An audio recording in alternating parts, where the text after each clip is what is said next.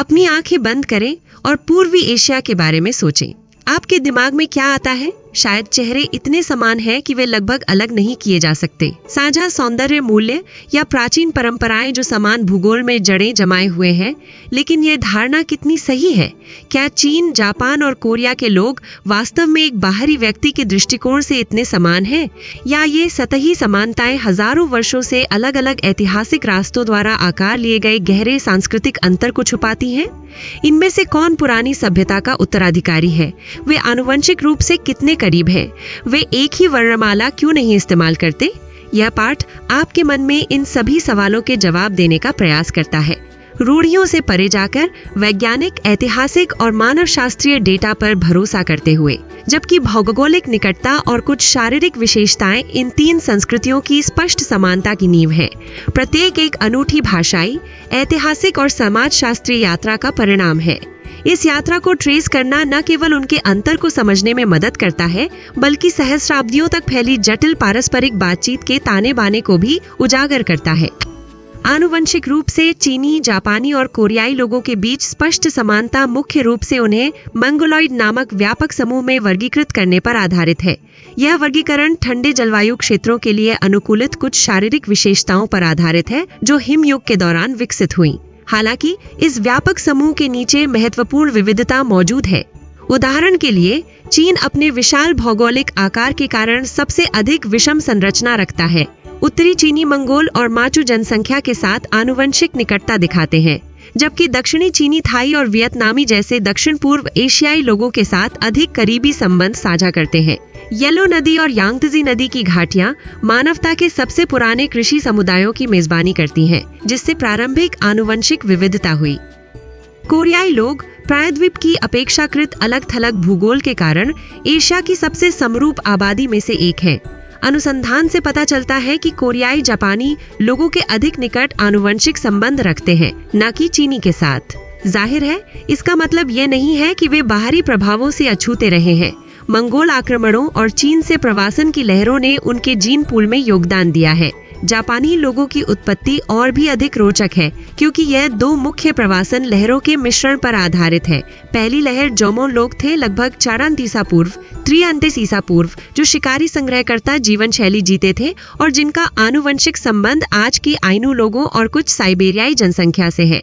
दूसरी ओर अधिक निर्णायक लहर यायोई प्रवासी थे, लगभग 3 ईसा पूर्व, 3 ईस्वी, जिन्होंने कृषि और धातुकर्म तकनीकें लाई। यह समूह संभवतः कोरियाई प्रायद्वीप से आया था और आधुनिक जापानी आबादी का आधार आनुवंशिक घटक बनता है। बाद में कोफुन काल डुशरफिश पांतोथी दौरान कोरियाई अभिजात वर्ग के प्रवास ने इस मिश्रण को और समृद्ध किया। आधुनिक मानव शास्त्र और आनुवंशिकी ने यह दिखाया है कि पारंपरिक जाति श्रेणियां जैविक वास्तविकताओं के बजाय सामाजिक निर्माण है।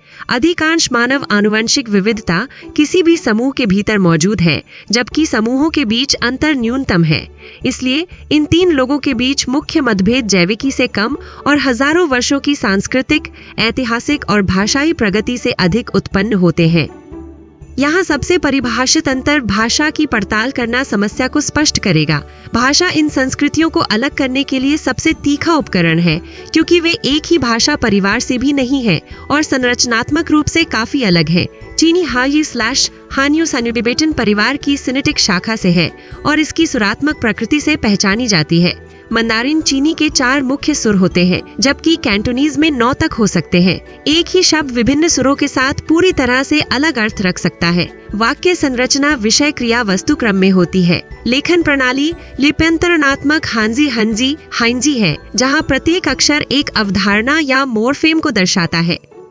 जापानी निहोंगो की उत्पत्ति विवादास्पद है। इसे या तो एक अलग भाषा के रूप में माना जाता है या ऑल्टाइक भाषा परिवार से जोड़ा जाता है। ये एक संयोजक और प्रत्ययात्मक भाषा है जिसमें जटिल क्रिया संयोजन होते हैं। यह सुरात्मक नहीं है, लेकिन इसमें संगीतात्मक उच्चारण प्रणाली है। वाक्यक्रम विषय वस्तु क्रिया है। जापानी की सबसे विशिष्ट विशेषता इसकी अत्यंत जटिल सम्मान सूचक भाषा केगो है, जो सामाजिक पदानुक्रम को दर्शाती है। इसकी लेखन प्रणाली अद्वितीय है। यह 3 लिपियों को मिलाती है, कंजी चीनी अक्षर अर्थ के लिए, हिरागाना मूल शब्दों और व्याकरण के लिए और कटाकाना विदेशी उधार शब्दों के लिए। कोरियाई हानगुगो/हानकुगियो हांगु व्याकरणिक संरचना विषय वस्तु क्रिया। प्रत्ययात्मक में जापानी से समानताएं दिखाता है और इसलिए कभी कभी इसे अल्टाइक भाषा परिवार से जोड़ा जाता है। हालांकि यह अभी भी विवादास्पद है। आधुनिक कोरियाई सुरात्मक नहीं है। इसका सबसे बड़ा खजाना हंगुल हंगर है, जो दुनिया की सबसे वैज्ञानिक लेखन प्रणालियों में से एक है, जिसे मिंग चारंतिर में राजा सेजोंग के शासनकाल में स्वचेतन रूप से आविष्कार किया गया था ताकि साक्षरता बढ़ाई जा सके।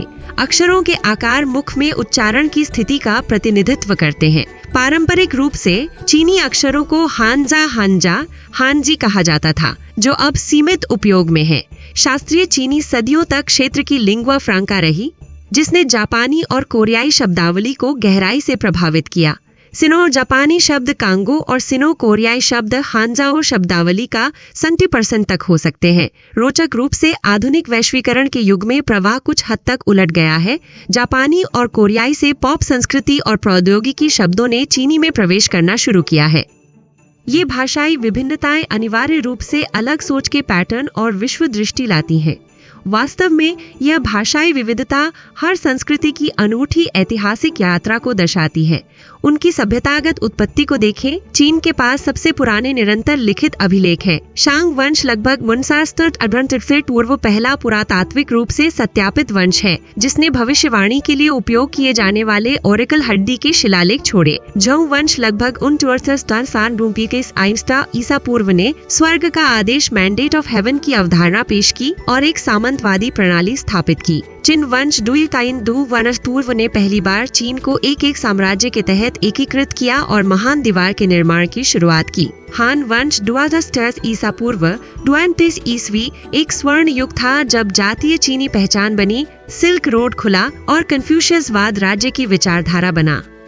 कोरियाई इतिहास पौराणिक गोजोसेवन राज्य लगभग 23 ईसा पूर्व से शुरू होता है।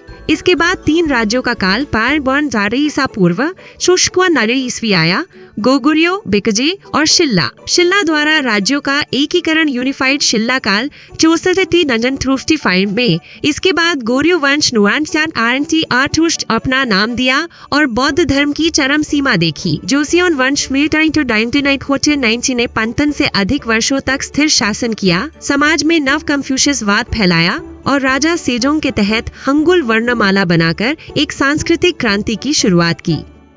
जापान का लिखित इतिहास बाद में शुरू होता है। जोमोन काल लगभग 34 ईसा पूर्व शिकारी संग्रहकर्ता समाज की मिट्टी के बर्तन की संस्कृति का प्रतिनिधित्व करता है। यायुई काल लगभग 63 ईसा पूर्व 330वीं कृषि और धातु कर्म की शुरुआत को दर्शाता है।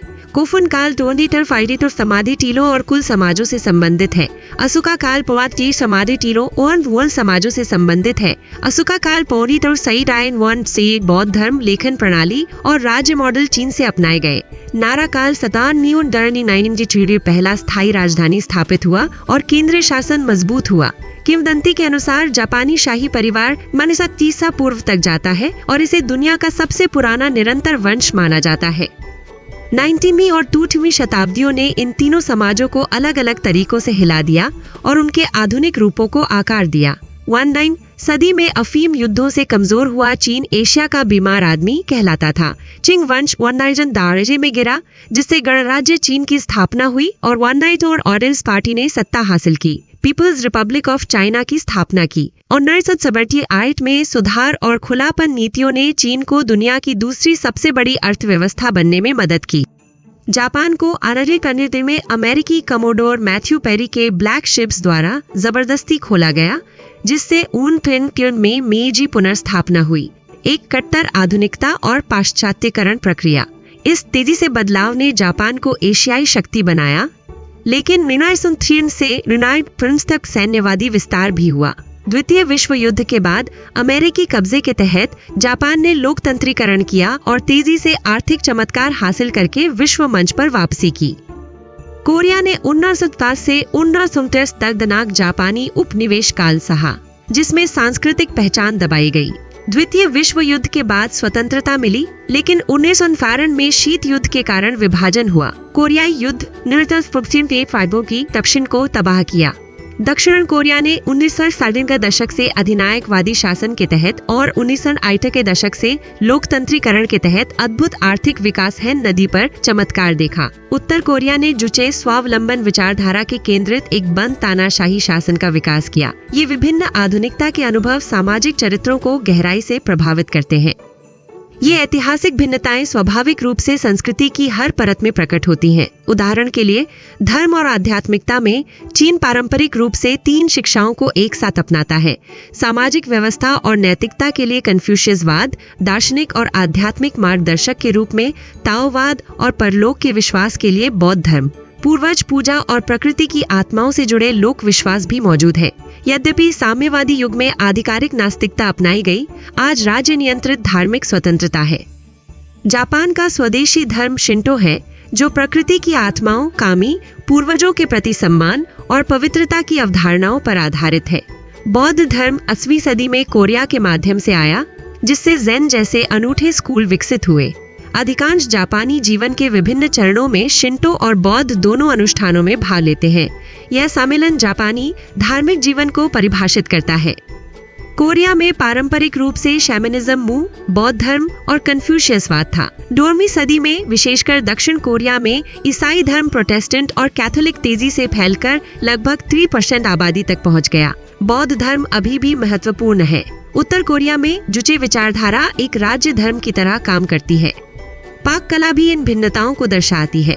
चीनी व्यंजन 8 प्रमुख क्षेत्रीय परंपराओं की भव्य विविधता प्रदर्शित करते हैं। सिचुआन अपने मसालेदार व्यंजनों के लिए जाना जाता है, कैंटोनीज स्टीम्ड और हल्के स्वादों के लिए, और बीजिंग शाही भोजन के लिए। भोजन में यिन यांग संतुलन और 5 तत्व सिद्धांत पर जोर होता है। वोक में तलना एक मूल तकनीक है। जापानी व्यंजन वाशोकु प्राकृतिकता, मौसमीपन और सौंदर्य प्रस्तुति पर केंद्रित है। कच्चा मछली सशिमी, चावल गोहन, किण्वित सोया उत्पाद सोया सॉस, मिसो टोफू और समुद्री शैवाल मुख्य हैं। पकाने की तकनीकें सरल ग्रिलिंग, स्टीमिंग, उबालना लेकिन सावधानी पूर्वक होती हैं। कोरियाई व्यंजन जीवंत, बोल्ड और किण्वित स्वादों से भरपूर है। इसका केंद्र किमची है, जो बंद गोभी या मूली जैसी किण्वित सब्जियां हैं, जिनमें मसालेदार मिर्च पेस्ट, गोचुजांग और लहसुन होता है। बारबेक्यू, गॉर्गी गुई और कई छोटे साइड डिश बंचन मेज को रंगीन बनाते हैं। कलात्मक और सौंदर्य संबंधी संवेदनाएं भी भिन्न हैं। चीनी कला लेखन की कलात्मक अभिव्यक्ति, शुफा और परिदृश्य चित्रकला शान शुई के लिए प्रसिद्ध है। खाली जगह ल्यूबाई का उपयोग विषय जितना ही महत्वपूर्ण है। बीजिंग ओपेरा जिंगजू पारंपरिक प्रदर्शन कला का प्रतीक है। जापानी सौंदर्य शास्त्र न्यूनतावाद और अपूर्णता की सुंदरता वाबी साबी पर आधारित है। 3 लाइन हाइकू कविता, फूल सजावट कला इकेबाना और मिनिएचर पेड़ बोनसाई इस दर्शन को दर्शाते हैं। नो और क्यबुकी थिएटर पारंपरिक रूप है, जबकि एनिमे और मंगा का आज वैश्विक प्रभाव है। कोरियाई कला जीवंत रंगों और ताल के साथ अलग दिखती है। पारंपरिक हानबोक कपड़े चमकदार रंगों के होते हैं। मुखौटा नृत्य तालचुम जीवंत है और कथा, संगीत, पानशोरी तथा ड्रम प्रदर्शन सामुल नोरी पारंपरिक संगीत की नींव है। आज के-पॉप और के-ड्रामा ने वैश्विक लहर बनाई है। सामाजिक मूल्य और दैनिक जीवन के अभ्यास समान रूप से विविध है। चीन में परिवार जिया केंद्रीय महत्व रखता है।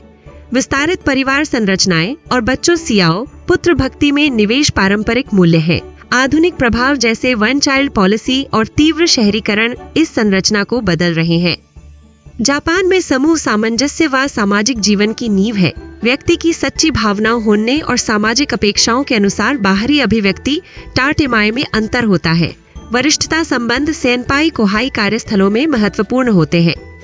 कोरिया में गर्मजोशी भरे भावनात्मक संबंध, जोंग और सामाजिक संदर्भ पढ़ने की क्षमता नुनची रिश्तों में महत्वपूर्ण है।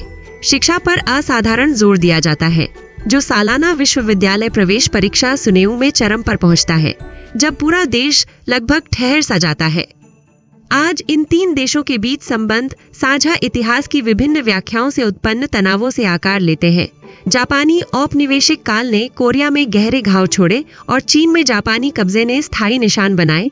युद्ध प्रतिपूर्ति और आधिकारिक क्षमा याचना संवेदनशील कूटनीतिक मुद्दे बने हुए हैं। साथ ही तीव्र आर्थिक और तकनीकी प्रतिस्पर्धा जारी है।